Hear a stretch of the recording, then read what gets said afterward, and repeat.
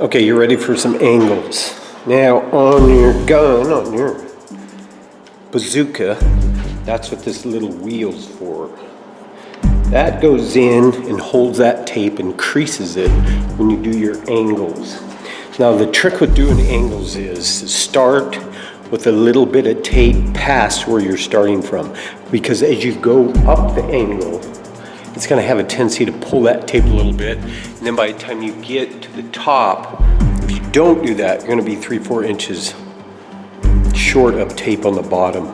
And then you're going to, it's tricky to get it just right to where you need to cut it, but you generally cut it a couple inches or so before the end of the angle, and then it'll come out right on the edge. Just give it a shot.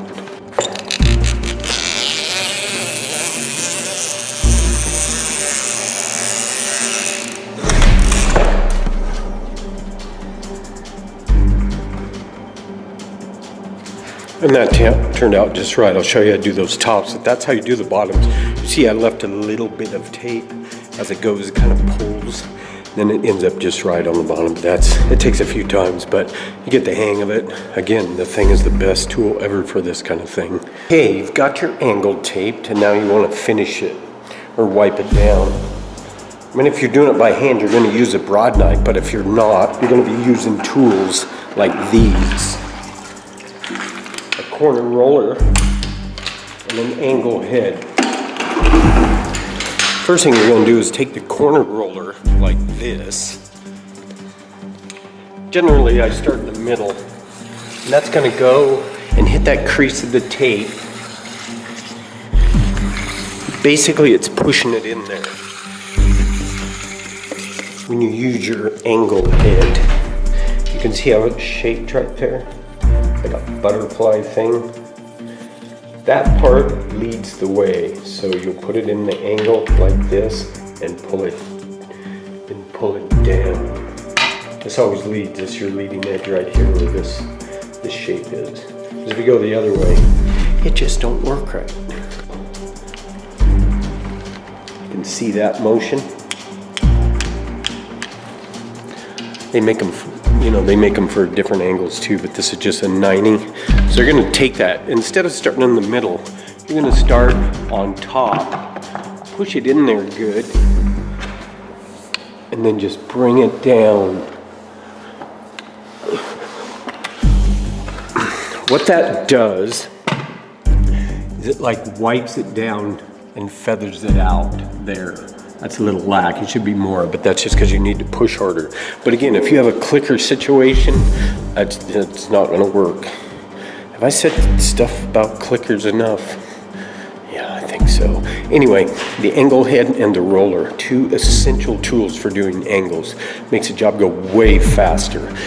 And then when you get to where they meet, that's when you have to do a thing called starring out the corners. And then at that point you take a hand tool, a broad knife, and you just kind of blend that in. I'll show you how that works, pretty simple.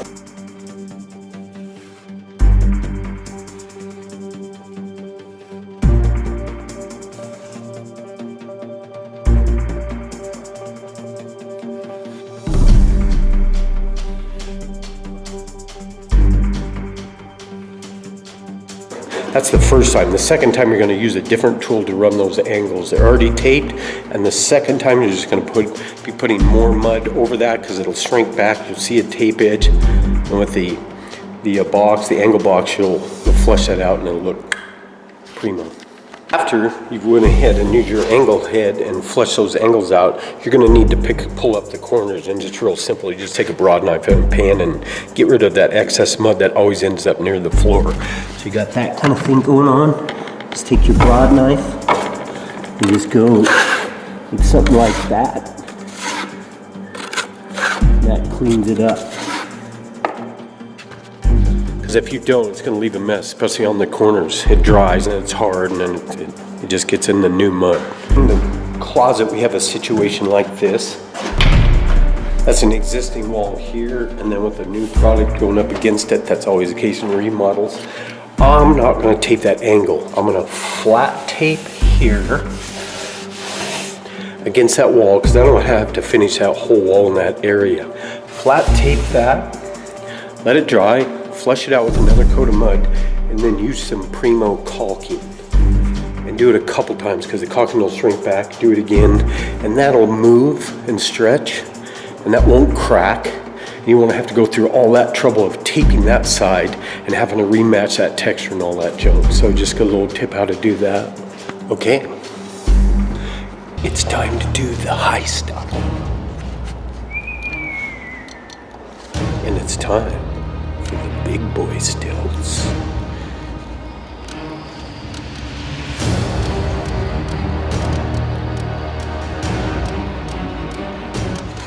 Anyway, be careful if you're going to use those. Walk on the little ones first, get your bearings. Some people are going to jump right into them. Other people, not so much. If you don't want to do it, just use the ladder. But they do make things a lot faster. Another thing to do, especially on this floor, go around if there's any wet mud or anything like that. Clean it up because you will slip on that. That's a long ways to fall. So I'm going to jump in those and tape out the high stuff. Again, go slow, be careful, and don't fall. It's a long ways to the floor. But it's so much easier to reach stuff. I can reach all the way to that beam. I'm about 9 foot 6 inches tall now, so I can reach, 11, 12 feet. That's perfect. Again, they're awesome to work in, but don't push it because you don't want to fall. All right then, we are ready to box this out.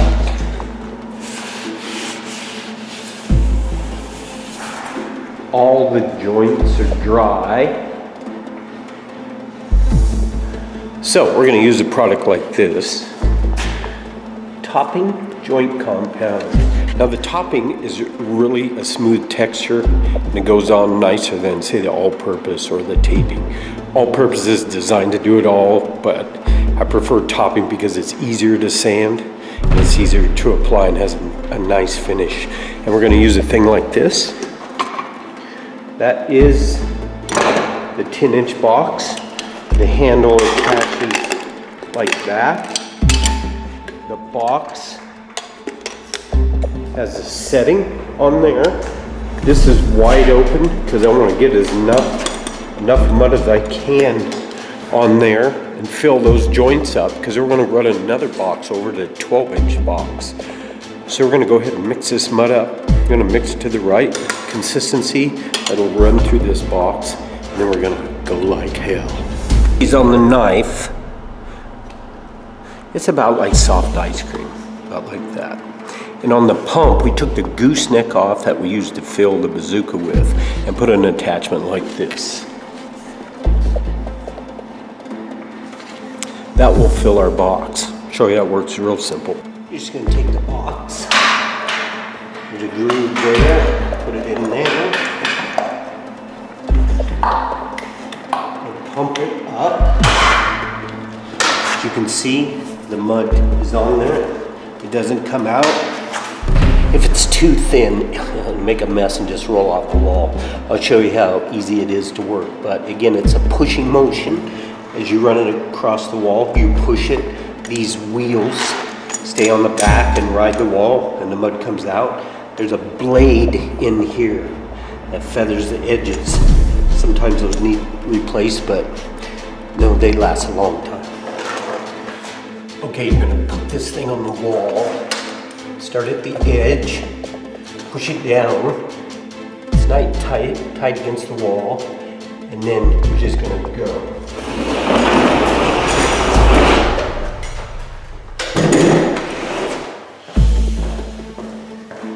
And that's it. And then you're just gonna go to do the whole house and all the flats.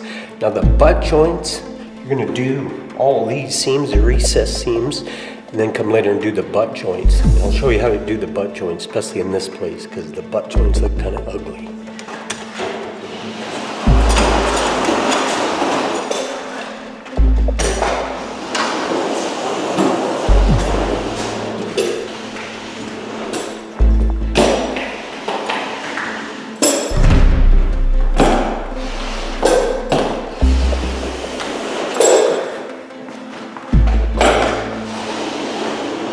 You get to this seam that you you've already done and you're coming down, you're gonna come down and start lifting your box off so these wheels don't get in this mud and you don't mess this part up. So it's just, you get the hang of it after a while. You just kind of go down and then lift this off and come away from it. And these butt joints, they always rock, so they need fill here and here.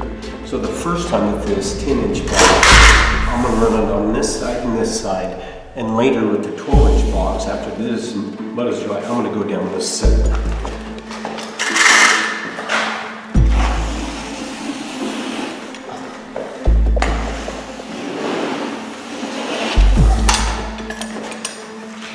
And that's gonna fill that really well. Later, if you got a little residue, just come back with your knife and go ahead and clean it up. And normally, this thing does an awesome job of feathering the edge. A lot of guys just let that dry and let it come and cross that out. But you can take care of that now, but it's easier after it's dry. So then, that's how you do it. Run around, box all this out, all the butt joints, let it dry, then you're ready for the next step. Then you come up to that recess seam here, and you have a little gap there. I always use a 12-inch knife because it's a 10-inch box and that's going to cover it. And just take a little mud and just what they call cross that out.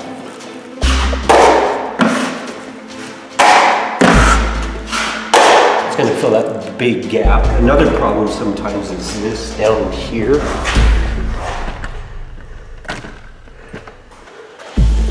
There's an outlet wired into there, so you don't want to go over the top of it with your box. So I go ahead and take a bunch of mud and fill that in. Clean up the bottoms. The main thing you're trying to do is get a bunch of mud on there. That's going to shrink back just a little bit. It's topping. Then you're going to be ready for the next step, which is going to be less fill for you, which is drywall goes like this: tape, double, flush, touch-up, texture, or you can add pre-fill.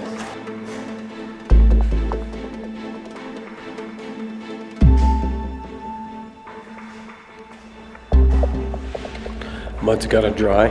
You can see a situation like this. That jog's right, that big jog. It's getting better and better. And we're using this nice tool, little rubber thing. Put mud on it. And then you cove this out like that. That'll need sanded and some touch up. That tool works really good for that. And then on these offset angles, they're not 90s, the angle head won't do them, so I usually run one side of them. Then I can run the other side, because if you try to do both sides, it's hard because the knife keeps getting in there, that it's kind of depressed in there. And then I'm going to run the metal again. This is the second coat. And you can see that line that was present on the first coat is gone on the second coat. So I need to run the bottom half, and then it'll make it disappear. This is the second time I'm using a 10-inch knife. You can use 10 or 12, but that 10 fits really well. You're going to do it the same way. Run it the first time, get some mud on there, thick enough that it doesn't fall off the knife. Put it on there, screed it off towards the edge, and that'll clean the knife off, and it won't fall. Get it on, come back, down there in this radius stuff, just clean it off. You're gonna have to sponge that, get more sand, and that's how you do the metal. Of course, I'll need some sanding and touch up. So, that's the doubling. Okay, done for the day. Whew. Hey, didn't get much mud on me either. That's a true sign of a pro.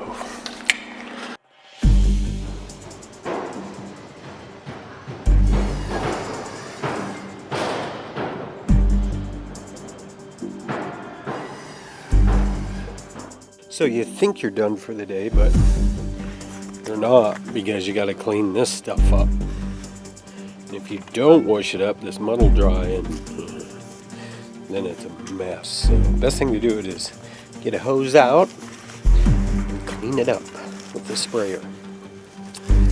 In the wintertime it's tough because it's cold. I used to take it in the shower with me. That's right. And then Buff Mom would be pissed off because the drain would plug because there was drywall mud in it. That was the only way to clean it, was because it was so freezing outside. Probably shouldn't take it in the shower. People might think you're a little bit kinky.